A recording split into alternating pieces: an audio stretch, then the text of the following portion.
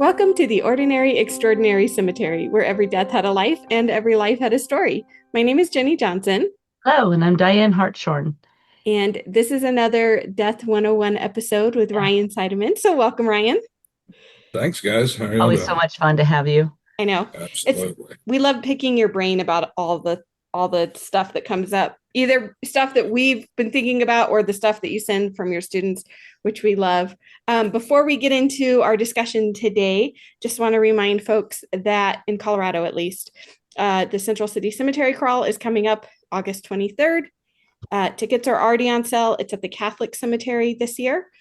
So it's like literally across the road from where we were if you came last year. We're on the other side of the road this year in the Catholic Cemetery. So definitely get your tickets. Come help support the Gilpin County Historical Society. You'll get a chance to meet some of the residents of the cemetery. You'll also have an opportunity to purchase some books about the local history. There's usually an author up there. It's all kinds of fun. So come and check us out. On August 23rd. I still don't know who I'm going to be portraying, but I know I'm portraying somebody this year. So Dead uh, person. I will have a name soon. Yes. So we have our list of questions, of course, from Ryan's students from his course that you just finished, wrapped up with.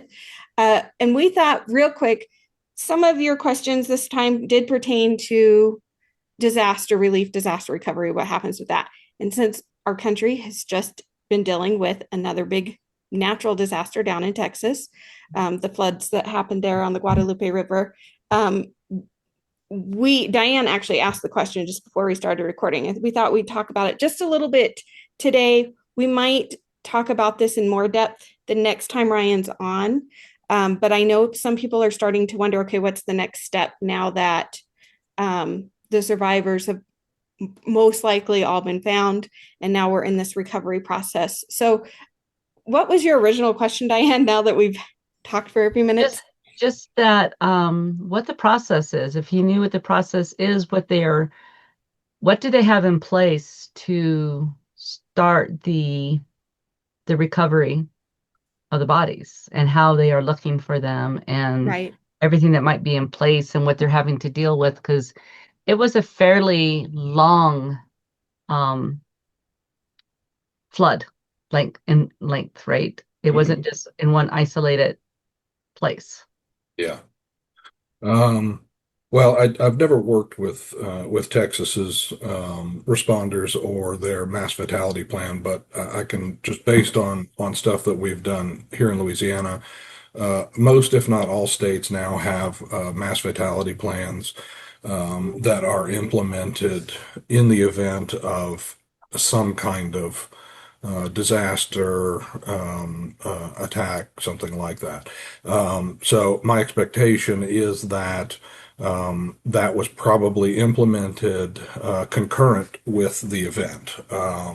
And of course, the initial focus is about search and rescue. But you do reach a point where there's nothing left in that area. And so it converts over to recovery missions.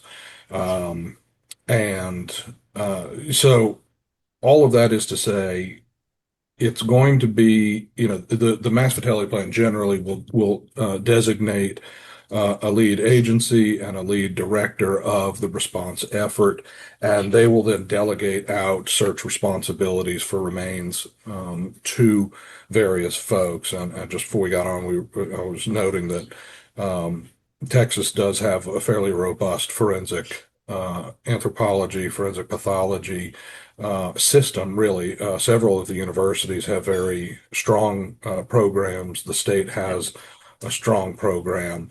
And so my expectation is that probably most, if not all, of these people were mobilized. When we were dealing with post-storm recoveries, and, I've only ever dealt with cemetery responses, not living people, or, well, people that died as a result of the disaster. But we would start with defining the area that the impacts were, and then aerial surveys. And we've done drones and we've done helicopters, and what we've learned is that nothing beats the human eye. Um, and so we found the best aerial coverage to be by way of helicopter and looking down um, for people. And, I think that it's probably hopeful. You guys have mentioned there are a couple of dams on this river, and I think that the river kind of empties into a few lakes. So those are going to be major slowdown points where the water gets shallower and slower. And so I would think that they'd be focusing there. And in those cases, that very well could include divers looking for remains, and we've had to deploy those before as well. Those people just do some amazing, amazing stuff, and what it takes to be, crime scene diver is just not to be believed. Yeah. So I think probably all of those things are in play right now, but you're right. It's very much a recovery operation now, unfortunately. Yeah, sadly. Well, best of luck to the recovery teams out there, and hopefully, with time, and it will take some time because floods leave a gigantic mess behind them.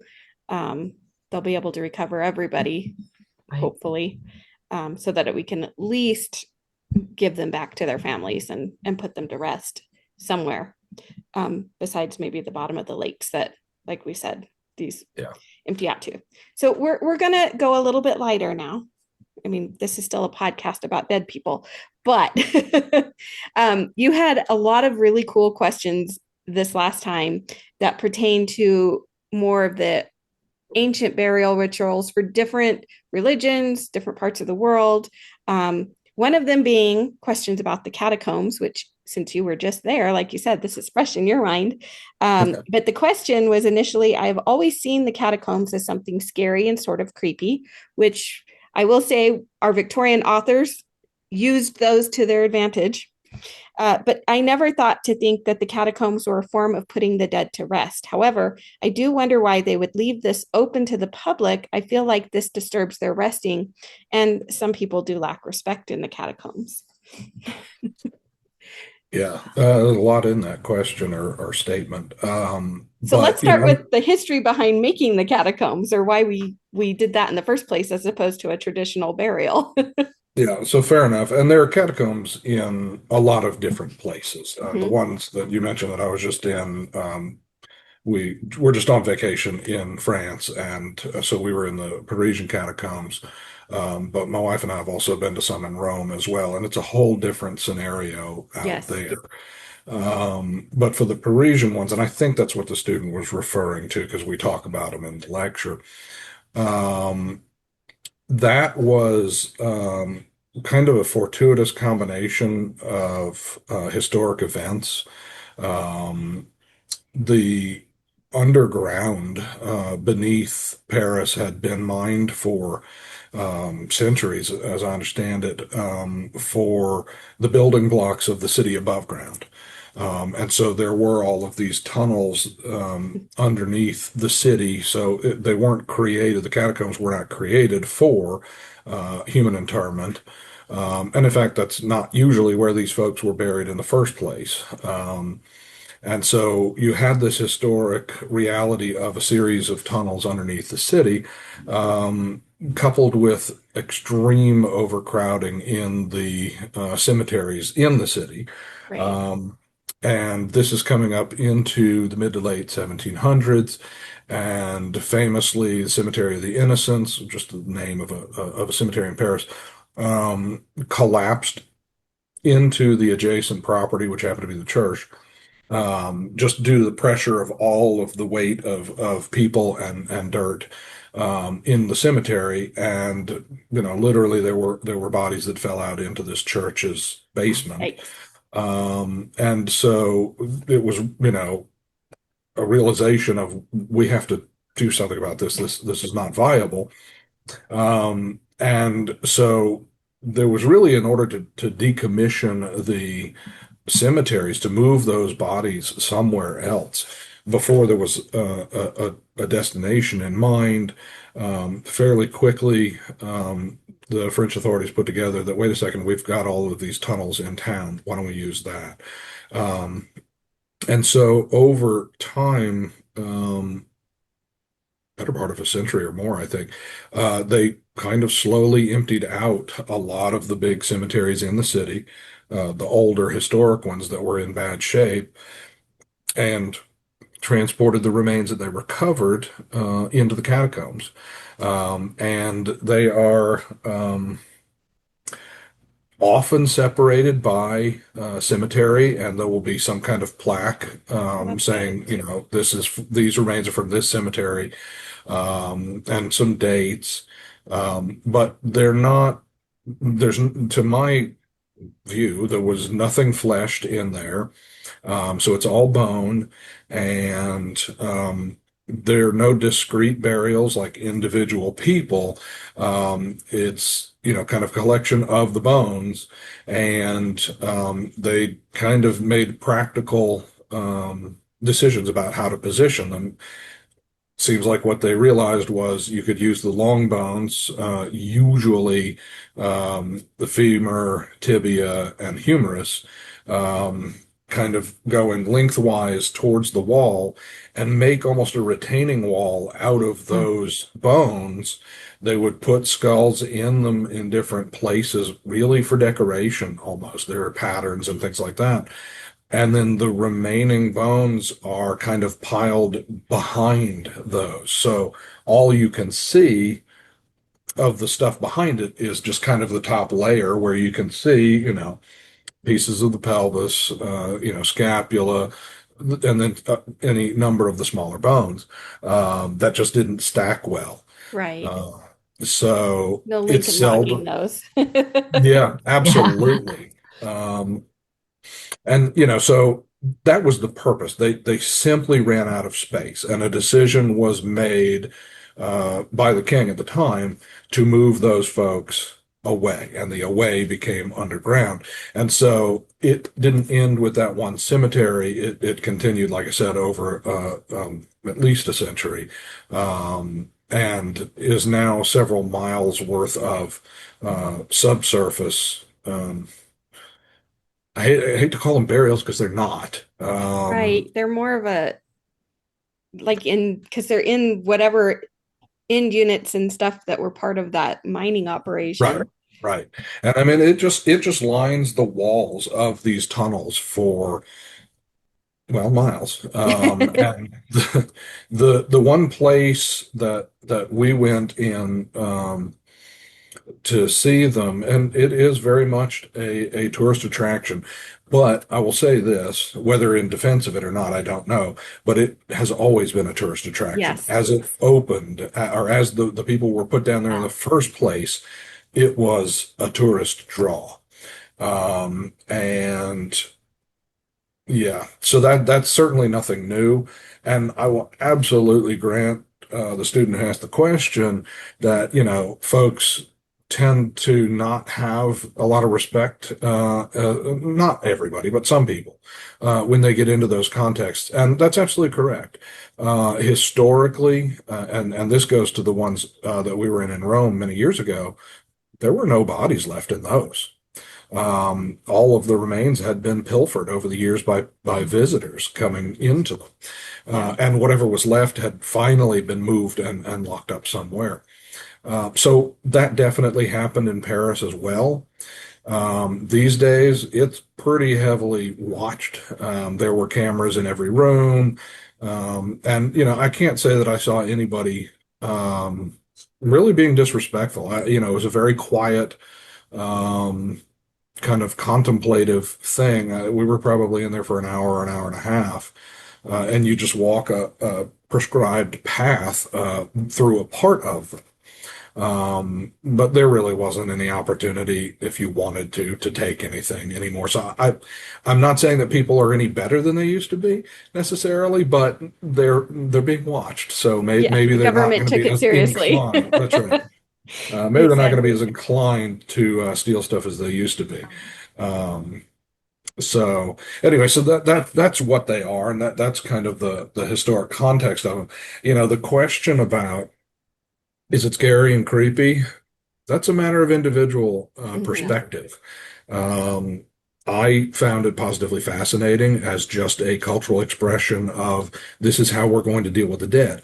Yeah. And frankly, from where I sit, having dealt with people ending up in the wrong places after they died for 20 years, this was a reasonable alternative to a problem, right? That could have ended Mhm. up in a landfill Mhm. um, or someplace else, and so at least they've been given a space and there's some amount of recognition of what they are. And you go down in there now, and it's very much this is a reverential place. Don't act like a fool.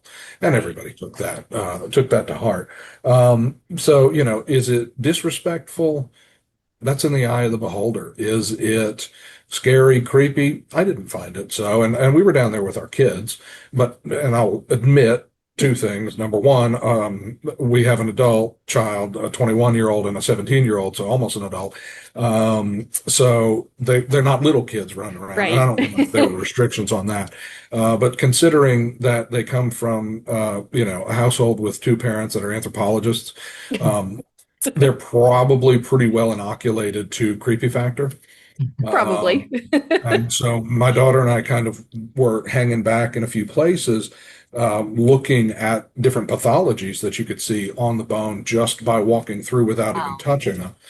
She actually found, I was a little irritated because I was disappointed in myself, but she actually found the first evidence of amputation of one of the bones. Oh. Oh, wow. Oh, man. So, No, that but just means you've educated her well. Yes, That's all good. exactly. absolutely. Um, and yeah, no, that's true. And and neither of the kids follow in our footsteps, but my daughter's an artist, and so she does do some kind of cool cemetery art. Sometimes she did the book cover for my book. Oh, I love it. awesome. So Yeah, yeah, that's it so was really cool. cool. So she kind of takes it as a study in anatomy, and so anyway, that was that. But now, I will say this too. You go to some of the catacombs in other places. There are Capuchin catacombs in Rome, where remains are very much on display. Yep. And my wife went there as a college student with her roommate, and by the time they'd walk through the few rooms, the roommate was out on the street outside, with her head tucked between her legs, taking deep breaths. So, She's like, and my wife. Yeah, and my wife was like, "This is awesome." I So love it. I have been to some of the Roman catacombs. We were in the ones that belonged to the Vatican, which they were a little fancier. yeah, And got popes down there.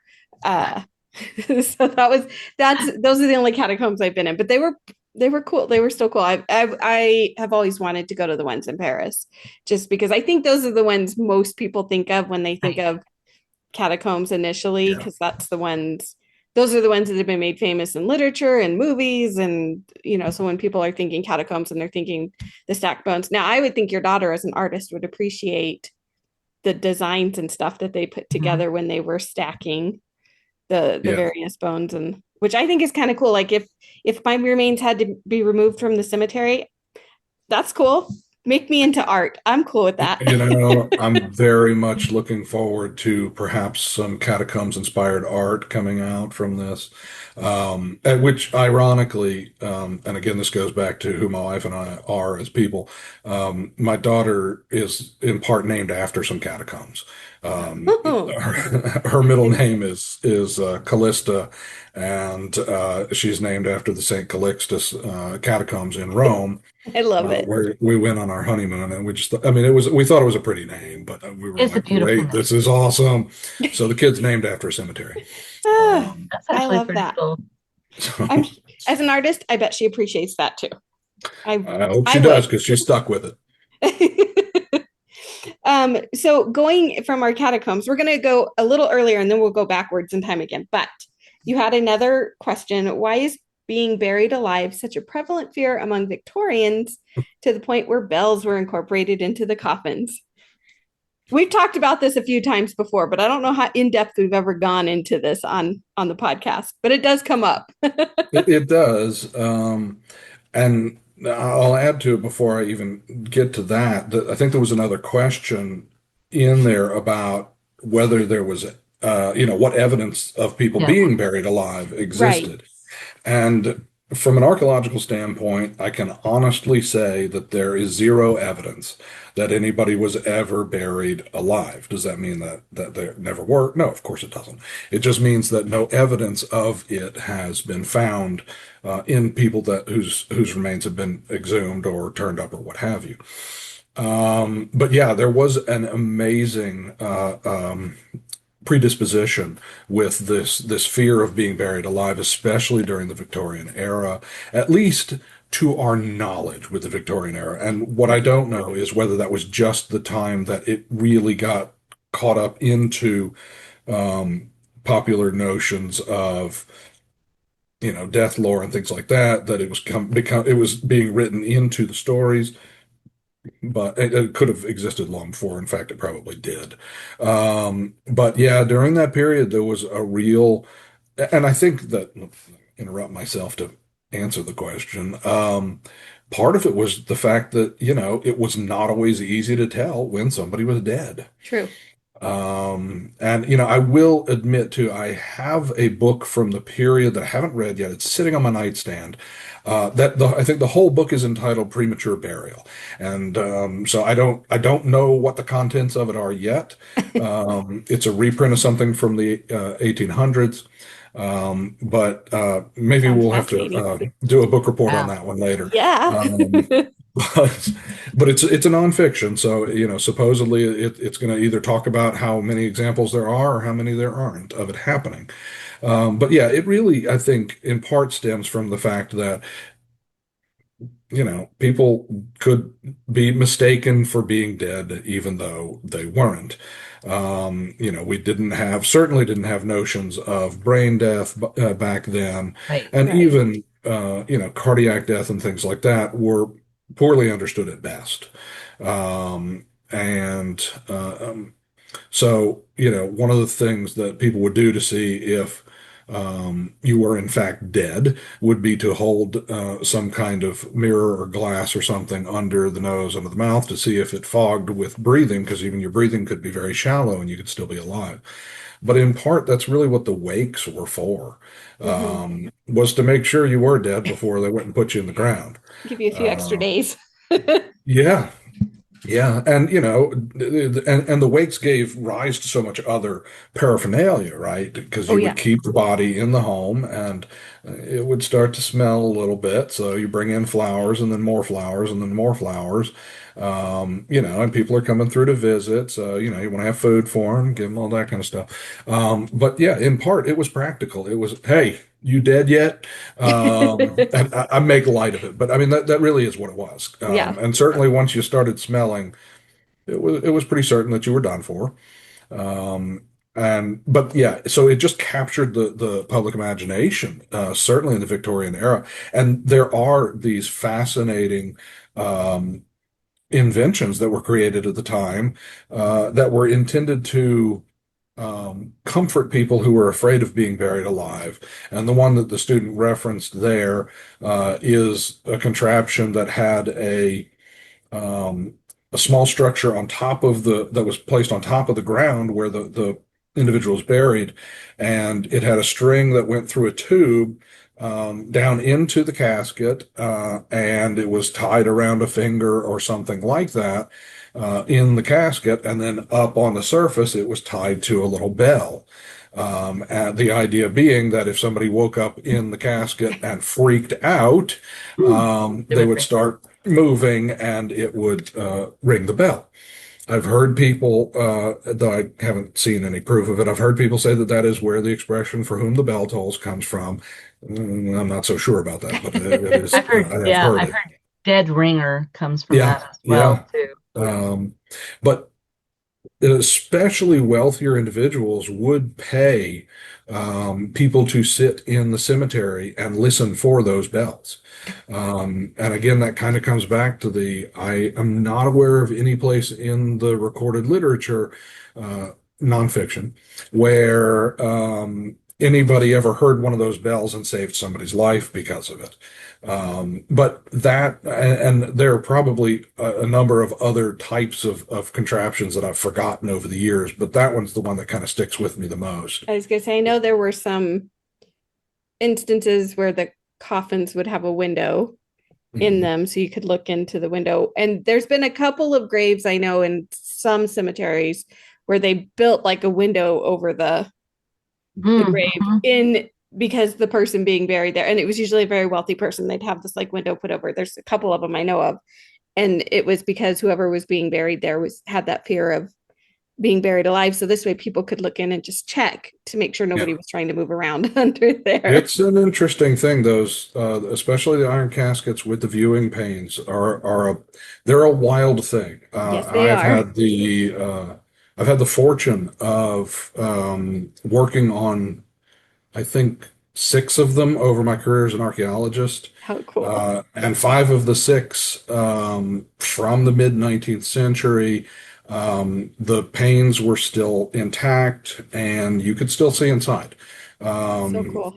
and in these cases, in most of them, the seals held, and so you could see the individual, you could see their clothing.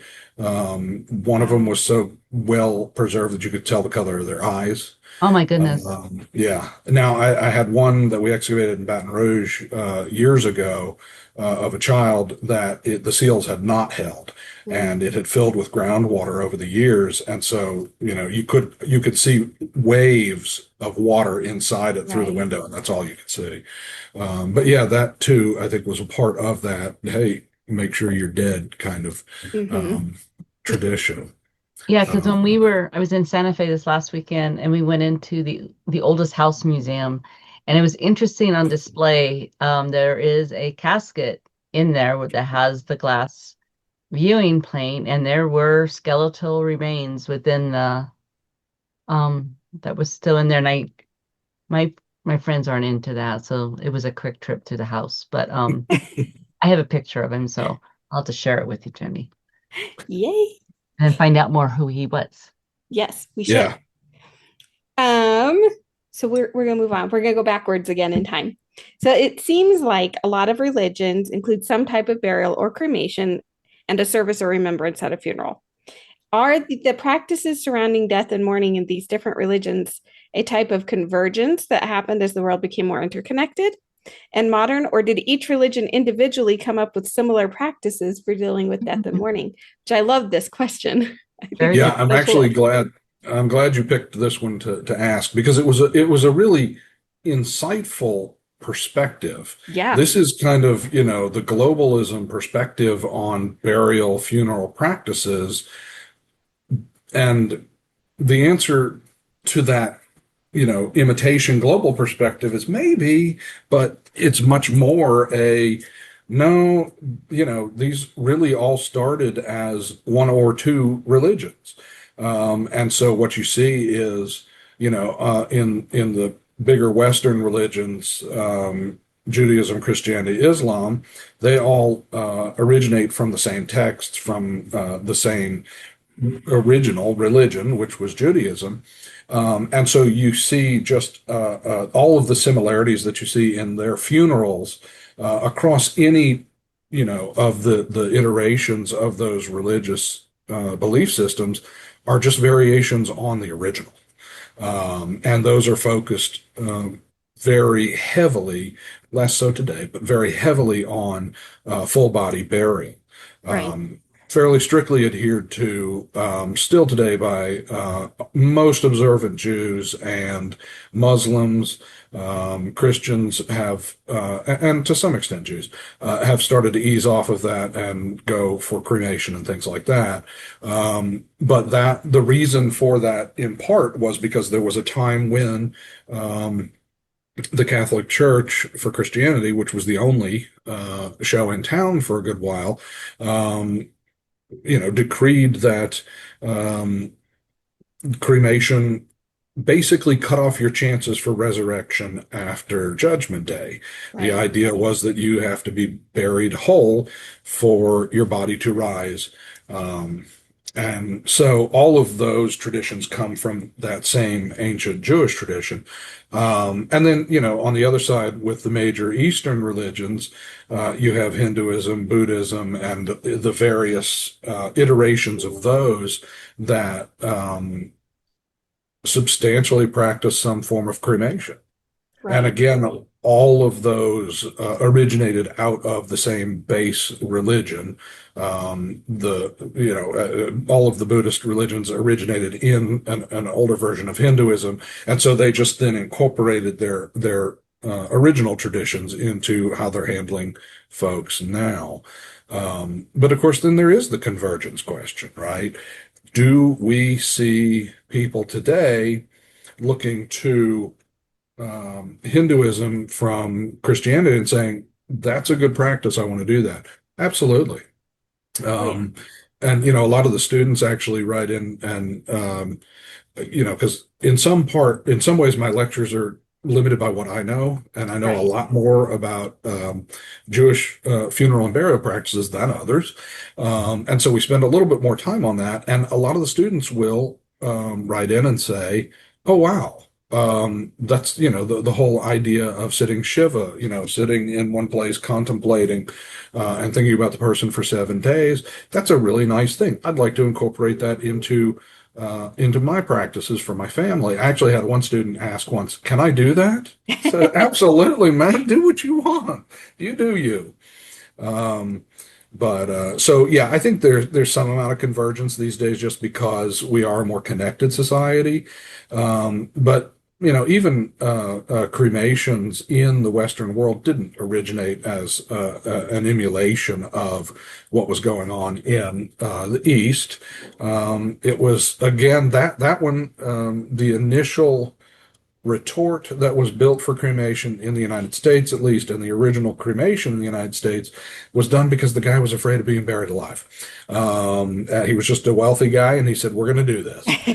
Yep. And if you're cremated, you're done. You're done, Yeah, done. you're Yeah, done. you're done. Except that there are some Native American traditions that use cremation, but then there's some that use burial.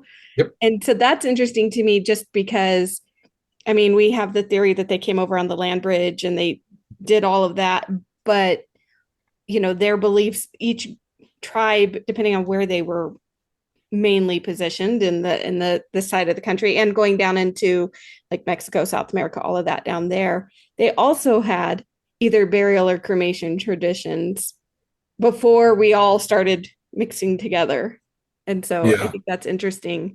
It is. I mean, you can also think of them, and it depends on your perspective on these things. I mean, the whole idea of peopling in the Americas is a very well accepted theory of the peopling of the Americas by the scientific community, but it is in many ways rejected by the indigenous community. Right. If you take the scientific view, you can see how coming over from Asia, they might have carried some of these prototypical burial funerary practices with them that became the cremations that we saw in the East. But you're right, they do an awful lot of burial too. Yeah, it's a And very much mixed, and they would have interacted with each other more than like until we started coming over and the Eastern the Asian culture started coming over. It would have just been mostly them interacting with each other, but they still, depending on their tribe's beliefs, had very definitive ways of managing their dead, and some of that was burial and some of it was cremation and some of it was other stuff altogether, depending on, I guess, your belief system and your creation yeah, system and all of that changes that. So I think I think this was that's a absolutely right. great question from that student. It is. Yeah, it was. And, just to put one more point on what you just said, because I think you nailed it right there. There is a tendency to generalize Native American religion. It Mhm. doesn't exist. There's no such thing. There are indigenous religions, plural, and those things can vary from group to group, within a small area. And so you're right. There was that kind of variability in funeral practices here in the New World long before Europeans came over. And it just varied depending on the belief system of that individual group. And it may, like you said, it may differ from, point A to point B and all in between. So that's a good Yeah. point. Like I said, because they each have their own creation stories and their own stories about, what was going on in Earth at the time. So that affected what they chose to do with their dead because and I love reading the different stories and traditions from all of them because you just learn so much more about people that way. It's true.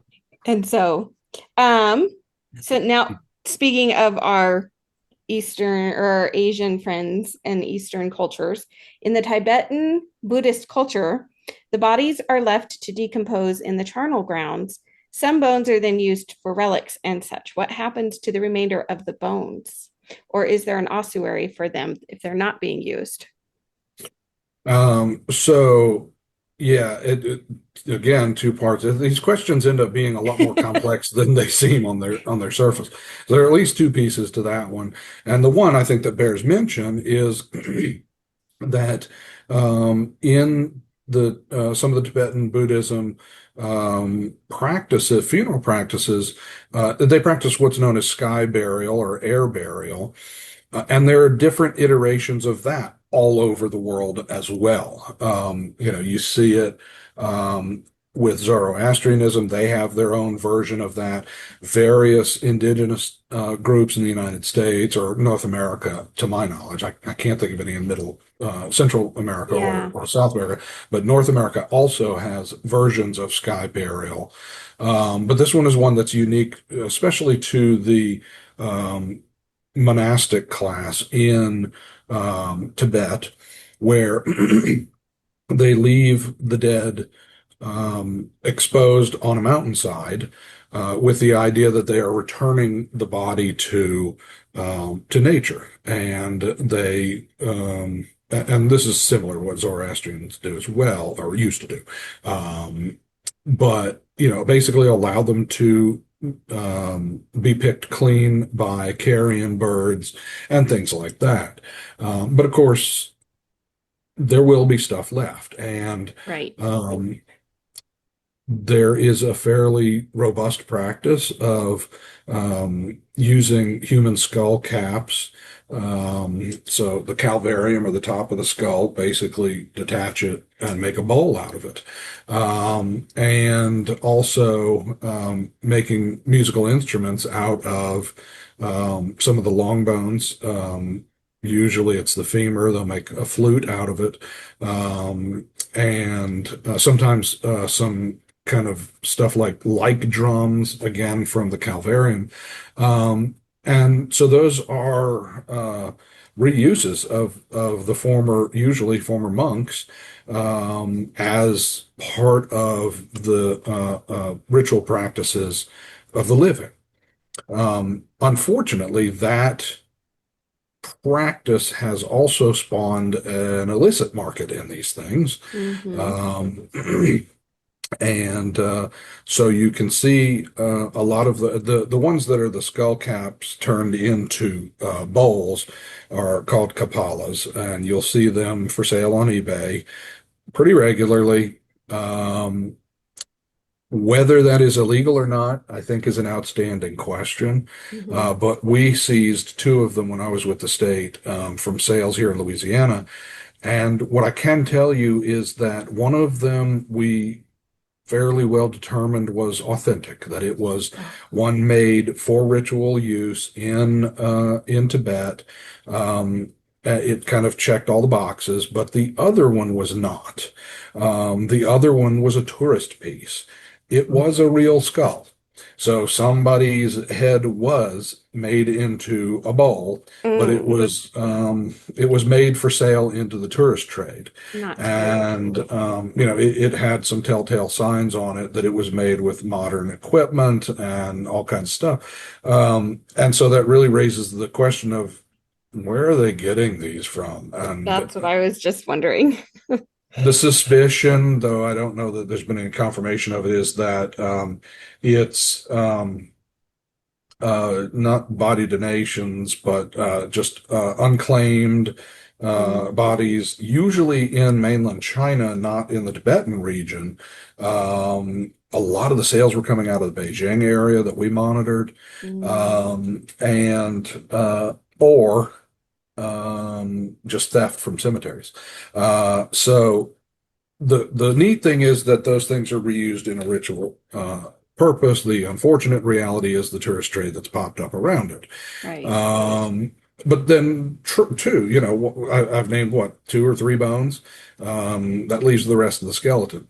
Right. And so usually those remains are gathered up and reduced by way of cremation and scattered or mixed with other things, and again provided back as food for wildlife. Okay. So I like that. It's too bad that it's a tour. Right. It's become There's that black market type tourist trade for that kind of stuff. But I think that's really cool that, especially if these are mostly, if a lot of them were monks, that the monks are still being useful past yeah. death, because a lot of what they do in life is to do things to be useful, right? Most humans, we want to be useful in some way, but the fact that they get to still be useful after death in their belief systems and their music, and I think that's kind of a cool it's a fascinating practice cool little in and of itself. And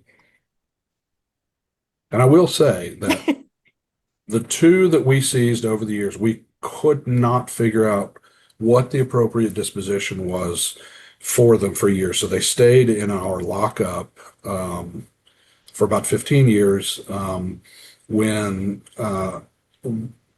Christina Holling, who, as you all know, was my colleague in the state, when she and I left the state, she got in touch with a colleague of ours in New Jersey who dealt with some of these, and we have finally gotten word that she has found a home for them at a Tibetan Buddhist temple, I think in the UK. They agreed to take them and to protect them pursuant to their practices. So that was actually a happy ending to those two. Yeah, that's good. Oh, that's good. I'm so glad. I'm glad they were willing to take the one that you guys just determined wasn't necessarily authentic in that way, but like at least now it has a good home wherever it came from. Yeah. That's right. Poor thing. Sorry, I'm going through the questions because I had to think about it. There's so many good questions. That's the problem. I know. I wanted to skip, but we're going to skip all the way down near the bottom here. But this is probably coming back more to the Americas. But how did enslavement affect African mortuary customs and practices in the Americas?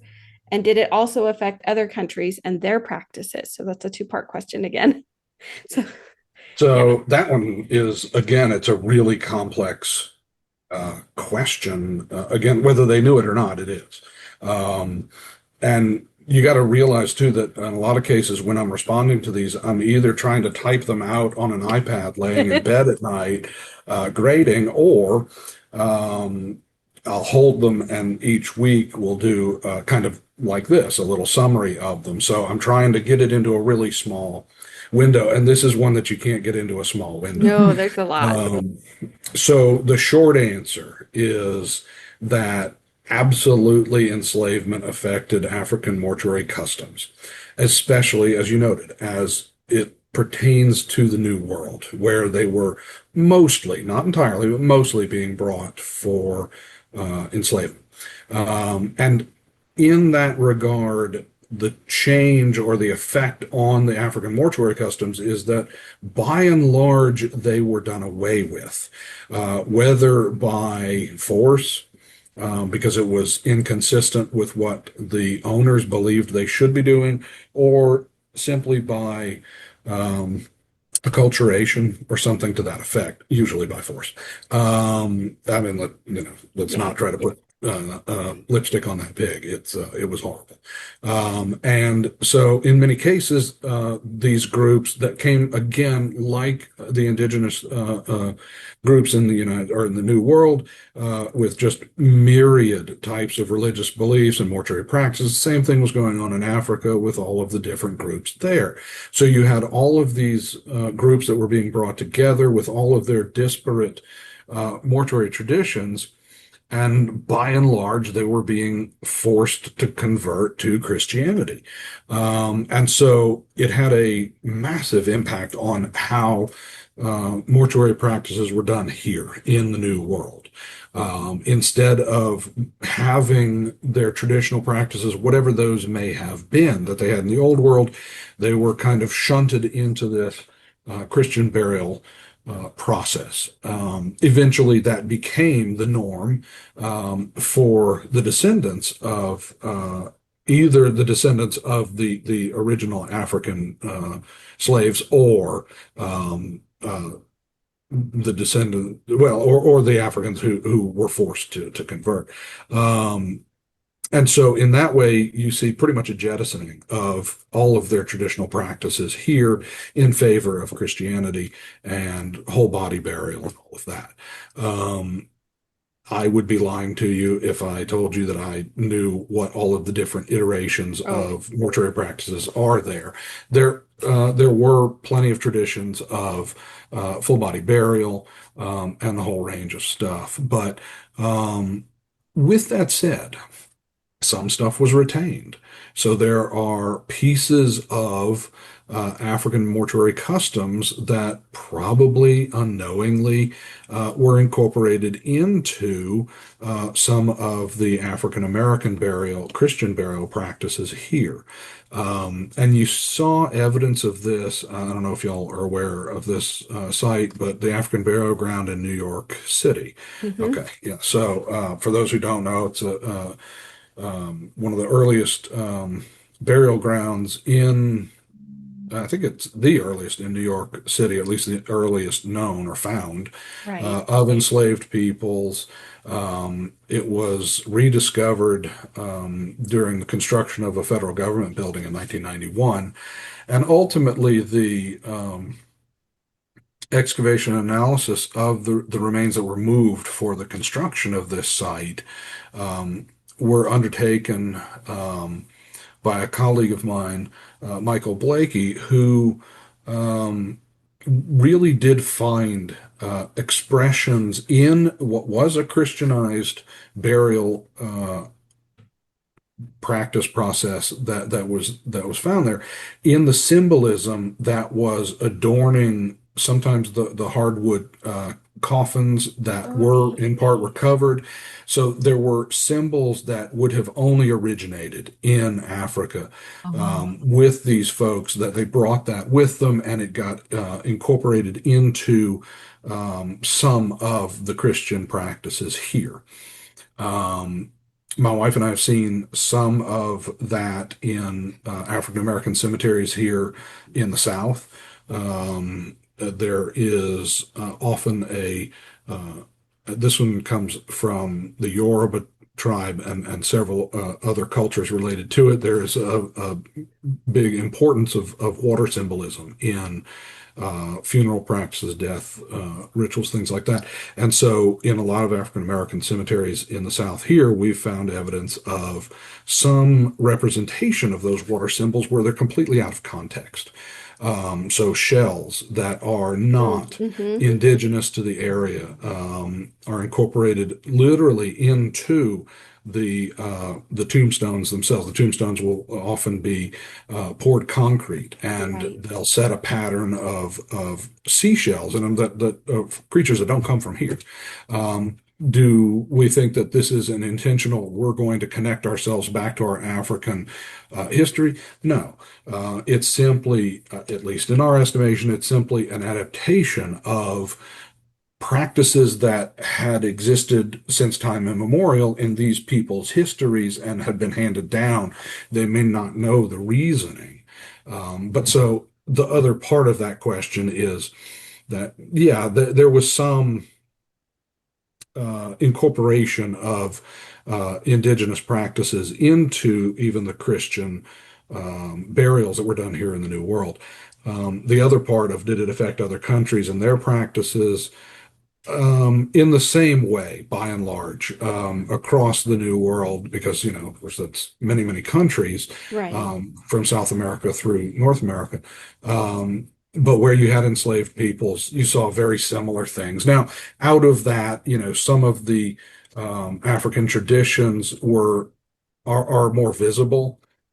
For example, in Haiti and a few other places in the Caribbean, you get these voodoo practices that are in part adaptations of African religion and Christianity merged into something new, where there's a more dominant, um, uh, or not more dominant, but more visible Mhm. component of the African religions in not just the mortuary practices, but also in the religious practices. Right. So anyway, Well, and we know they retained certain things, even living, things that they would do in their while they were still alive. There were certain practices that got handed down. sure. Unfortunately, we still know about them. But I think that's really cool that we can, in studying that, like you said, the one in New York, that burial ground, you could find that they did keep some of that, even if they weren't supposed to. I'm glad they incorporated it into their burial traditions, Yeah.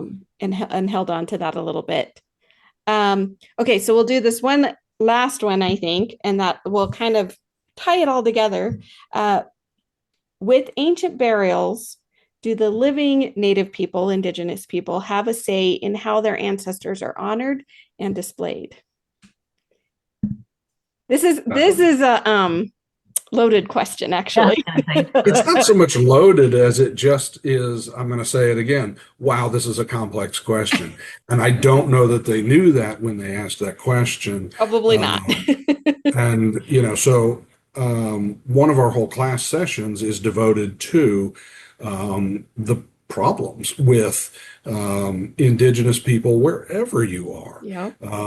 and how their ancestors' remains are treated today, whether it is Native Americans in the United States and First Nations in Canada, Yep. Aborigines in Australia, wherever. The answer is until very, very recently, no, they had no voice in how their ancestors' remains were treated, honored, displayed. And, that is one of the unfortunate aspects of the history of the profession that I chose for my life's work, anthropology. We've got an ugly history. And, these folks, ancestors have been treated awfully.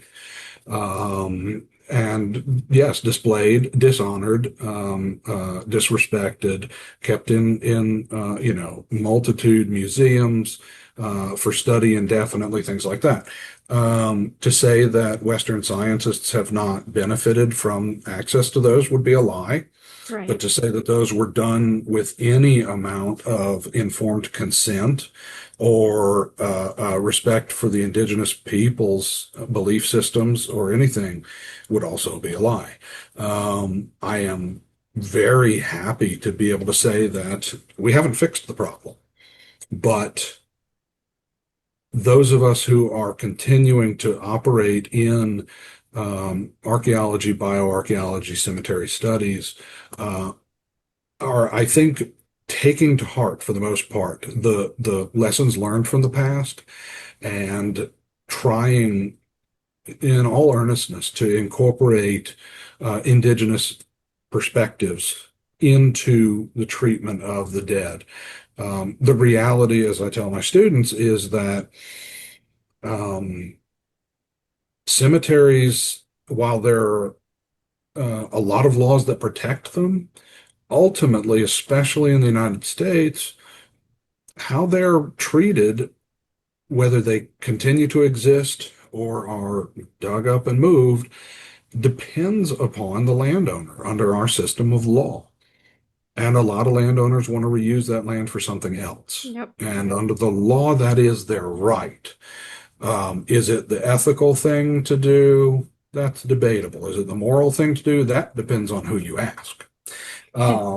But today, many of the laws that have been put in place since the passage of the Native American Graves Protection and Repatriation Act here in the U.S.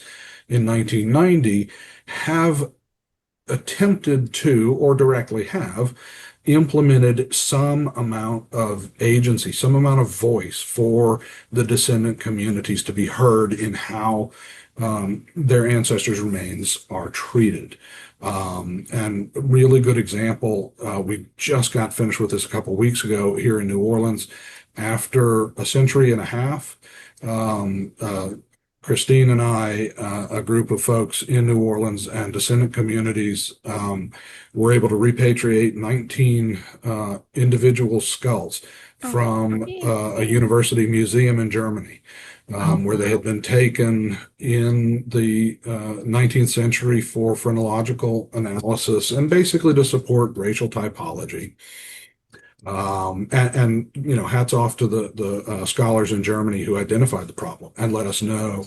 But we had a spectacular send off for them a few weeks ago here, with all of the pomp and circumstance of New Orleans funerals. Oh, I love it.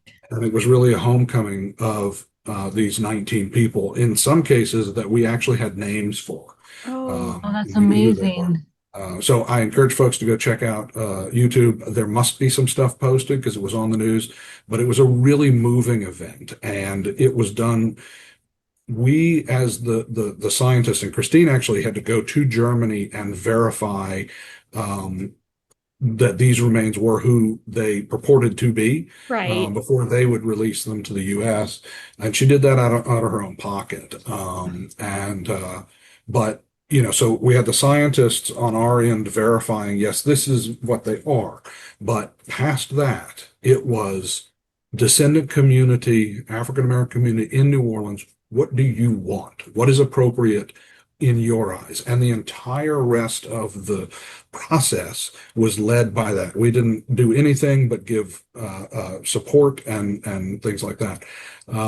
So it was a really wonderful thing. I think everybody got a lot out of it culturally. Oh, good. That's the way things should happen. Right. It's not always the way things do happen. And, I pat myself on the back for it, but I was not the one who led this. The community led this. But you're seeing more of this kind of respect around the world now. Yeah. Not as much as there should be, but it was one of the refrains that the descendant community said throughout that whole process is we can never make right the wrong that was done to these people. Right. But what we can do is do right by them now within our power. And that's what they did. And it was just exciting to be a part of it. It was cool. Oh, I bet. But it was, yeah. Yeah, we still have a long way to go when it comes to repatriation of stuff, bodies and other items back to where they came from. But at least I think now we're definitely much more conscious about trying to make it better or make it right, and working with the communities and not against them so much anymore. We all want to be Indiana Jones, but there's no question about that. And that's why I took my first anthropology course. So my hat's off to Indiana Jones for that purpose. We love Dr. Jones for stuff absolutely. Like that. Absolutely. I think that spawned a generation of archaeologists, I want that. whether they want to admit it or not. Right. He made it super exciting. Now, I'm sure that in most cases, you're not being chased by a giant stone or all of the adventures he had, but in 30 years, I've never beat up a Nazi, just saying. It hasn't come up. But you haven't found the ark, you need the ark. No, I haven't. I really haven't. Yeah. No, I've led a very boring life. I love that. Well, I will look on YouTube and see if I can find a video or two of that celebration and bringing them home, and then I'll link it into the show notes this week for folks to go check out. And call to action to our listeners. So this is our third Death 101 session, which Dianne and I are loving. Like I said, I told Ryan this in my email last week, and I know Ryan is too. I was like, we can't wait to do this every time you're ready for it. So much fun. But if you, as listeners, as you're listening to us talk about these topics, if you have a question that comes out of the questions and the things that we're bringing up, let us know. Either send us an email, you can make a comment on any of our social media stuff. I'll try and put them together, and we will also include those when we chat with Ryan each time and try and expand on it. And if I think it's a really hard one, Ryan, I'll send it to you ahead of time so you have some time to research it, just in case. That's fair. And look, I'll add to that. If anybody thinks I've misstated something, call me out on it. I have been wrong before. And I'd rather know that I've been wrong and be able to fix it. So, let me have it. I was going to say that's to your benefits and to your students' benefits too, because that way, if it comes up with your students, because it will at some point, now you'll have the right answer. So yes, definitely let us know how you're liking this, these Death 101 topics, because I think they're great. So yeah, check the show notes. We'll have the links in there for the YouTube. I'm like Ryan said, they're there. So I'll go find them for you and make it easy. So you just have to click and watch and enjoy. So thanks, Ryan. And we'll see you again in a few weeks. It's always so much fun. Yeah, thanks, guys. Always fun. See y'all later. Thank you for joining us today. To learn more about today's episode, visit our website, the Ordinary Extraordinary Cemetery.com, where you'll find additional links in our show notes. If you're watching on YouTube, please like and subscribe to our channel. And if you enjoyed this or any of our episodes, consider leaving a 5-star review on Apple Podcasts, Spotify, or YouTube. Your support helps others find our show and discover all of our ordinary, extraordinary stories. You can also follow us on social media for cemetery facts, photos, quotes, and more. We are on Facebook and Instagram at Ordinary Extraordinary Cemetery. If you'd like to help support us financially, you can donate a cup of coffee by clicking on the coffee cup icon on our website or YouTube, or purchase some of our fabulous Ordinary Extraordinary Cemetery merchandise through our store link. Until we meet again.